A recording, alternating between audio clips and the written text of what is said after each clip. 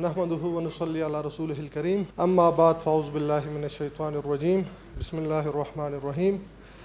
ربي اشرح لي صدري ويسر لي امري واحلل عقدة من لساني يفقه قولي ربي زدني علما. بسم الله الرحمن الرحيم لن تنالوا البر حتى تنفقوا مما تحبون. د محترم وزیر صاحب د مالیې، محترم وزیر صاحب د تجارت، د عوایدو او ګمرکاتو محترم معین صاحب، د ټولو رئیس صاحبانو، علماء کرامو، د اصنافو د نمایندګانو او ټولو هغه نمایندګان چې د اصنافو په نمایندګي دلته راغلي، د ټولو ورونو او علماء کرامو په اجازه فقط واضح ده چې زموږ او تاسو نن د کوم مقصد دپاره دلته سره راټول سوي یو. مقصد ډېر واضح دی چې د امارت اسلامي ملاتړ د کسبګرو، د تاجرانو او د دکاندارانو نه. نو موږ الحمدلله څنګه چې وعده کړې وه د خپل ملت سره چې موږ به انشاءالله تعالی تسهیلات راولو د مالیاتو په اخیستلو کې، په نورمونو کې همدغسې کوشش به کوو چې سرمایه ګزاري ته تقویه ورکړو، تشویق یې کړو. څوک خلک چې تاجران دي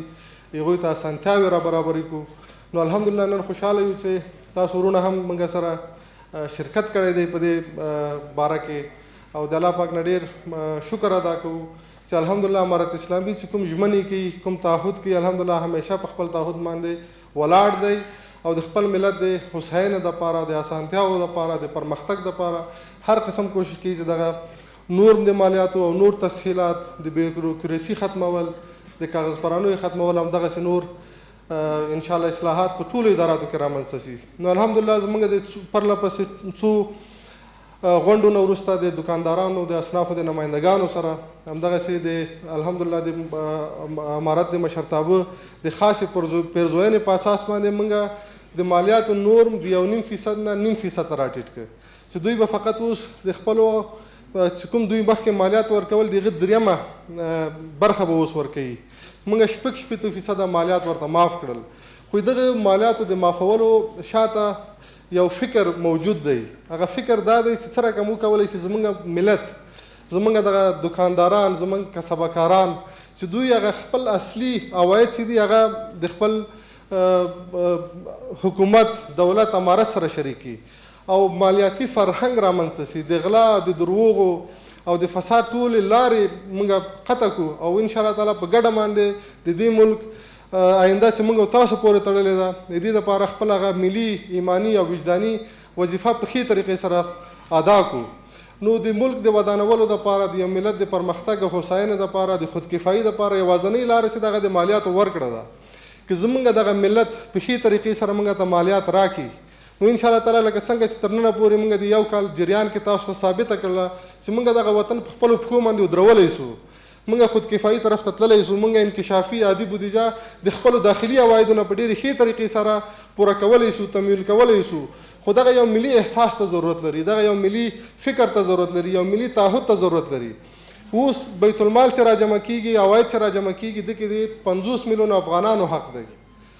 او دې کې د هر یوه مالیه، د مالی هر یوه افغانۍ چې په یو چا باندې هغه د قانون مطابق هغه باید ورکړي او که خدای ناخواسته هغې کې هغه فساد وکړي، هغه ورنه کړي، نو هغې کې د 40 میلیونه مسلمانانو، د دې 50 میلیونو مسلمانانو افغانانو حق پکې شامل دی. نو دغه یو ملي احساس ته ضرورت لري. موږ خو په خپل تعهد باندې انشاءالله ولاړ یو، آینده به هم انشاءالله کومې ژمنې چې کوو هغه به سرته رسوو. خو زموږ دغه ملت هم موږ سره اوس په دې خبره باندې پوه سي چې دغه مالیات چې دي دغه خو موږ که د ملت نه اخلو، د ملت دپاره اخلو. دغه باندې خو اوس موږ کوم فشن یا خدای نخواسته لګژري یا کوم نور شیانو طرف ته موږ هېڅ هغه طرف ته نه کوو. موږ څنګه چې په عوایدو کې الحمدلله ډېر پرمختګ راغلی دی، دغه د ملت د مټو په اساس باندې دی، د ملت د تعهد پر اساس باندې دی. همدغسې زموږ مصارفات هم کنټرول شوي دي. نو موږ انشاءالله تاسو سره ژمنه کوو چې ستاسو د مالیاتو یوه افغانۍ د هغې به موږ تاسو ته حساب درکوو او انشاءالله تعالی هغه به په هغه ځای کې مصرفېږي چې د دې ملت پر ګټه باندې وي. ستاسو یوه افغانۍ به هم بې ځایه نه مصرفېږي. خو زموږ ملت باید موږ سره په دې خبره باندې انشاءالله متحد سي، تعهد موږ ته راکړي چې دوی به هم چې کوم مالیه د قانون مطابق دوی ته ټاکل شوی د هغه به پوره ورکوي. د مالیاتو د فرار څومره لارې دي هغه به انشاءالله موږ سره په ګډه باندې د هغې لاره مخه به نیسي. اوس الحمدلله موږ د کسبکارانو د دکاندارانو نور څنګه چې 0.50 سره کم شوی دی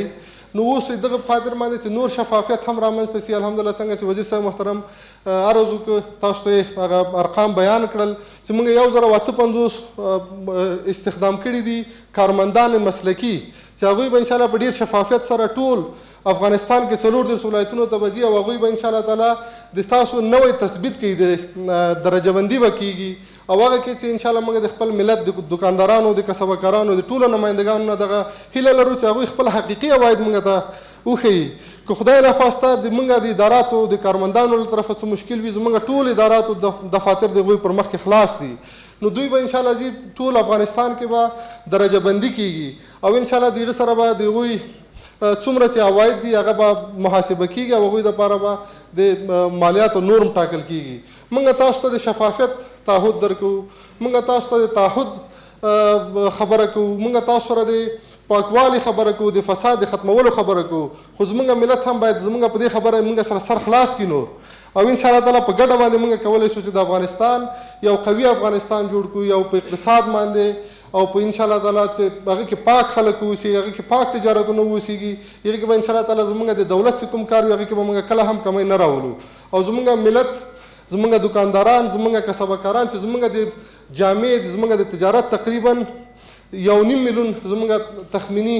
تجارتونه کسبکاران او دکانداران موږ په ټول افغانستان کې دغه موجود دي که دغه دوی که مالیاتو ته موږ فیصدي ته سنجش وکړو دوی د مالیاتو فیصدي زموږ په ملي بودیجې کې 1 یا 2% ده خو موږ ته تاسو تعهد پکار دی موږ ته ستاسو هغه احساس پکار دی موږ ته د خپل ملت هغه یو فکر پکار دی تاسو مالیات موږ د خصوصا د کسبکارانو دکاندارانو نه چې اخلو هغه د احساس په خاطر اخلو چې دغه ملک ستاسو دی دغه ملک تاسو هم ونډه لرئ که موږ ته 1 افغانۍ راکوئ او که هر څومره راکوئ تاسو باید هغه ملي احساس هغه د وطن د خپلوي احساس او د دې وطن د آبادولو احساس تاسو سره پیدا سي زموږ د اصنافو دکاندارانو فقط 2% زموږ په ملي بودیجې کې د تمویل کوي زموږ د ټولې ملي بودیجې خو ستاسو هغه ډېرې کمې 100 افغانۍ موږ ته د 100 میلیونو افغانیو نه هم ډېر ارزښت لري په دې چې دغه تاسو چې 100 افغانۍ موږ ته کسبکاران او دکانداران راکوي دغه یو د ملي احساس د وجه راکوي دغه د دې هغه کې تضمین کوي چې دوی د دې وطن اصلي مالکین دي او کوم مالیاتو نورم چې دوی باندې تطبیق شوی دی د قانون مطابق هغه په ښې طریقې سره ورکوي نو انشاءالله تعالی موږ تاسو د خپل کسبکارانو دکاندارانو ورونو نه هیله لرو چې انشاءالله تعالی دوی په ډېر ښې طریقې سره کوم مالیات دوی باندې نور مطابق د قانون مطابق راځي په هغو کې انشاءالله تعالی بالکل د فساد د دروغو او د غلا او د ټولو بدعنوانیو مخه ونیول سي او انشاءالله تعالی د کوم مالیات چې تاسو راکوئ د هغې به موږ تاسو ته حسابدي یو جوابدی به یو او ستاسو یو روپۍ به د دې ملت په قویتوب باندې په اقتصادي پرمختګ په انکشافي پرمختګ باندې مصرفیږي او انشاءالله تعالی په ګډه باندې به دغه فیصله موږ تاسو کوو چې دې نه پس به انشاءالله د مالیاتو فرهنګ د مالیاتو د ورکړې فرهنګ په ښې طریقې سره مخ ته وړو او انشاءالله دا وطن به موږ تاسو آبادوو د خارجي مرستو د خارجي لاس غځولو نه به انشاءالله نور ځان خلاصوو او دغه ملت چې موږ تاسو سره یو ځای سي مالیات په خپل وخت سره راکړي نو انشاءالله تعالی موږ کولی شو چې یو قوي اقتصادي او پرمختللی افغانستان ولرو واخر دعوانا ان الحمد لله رب العالمین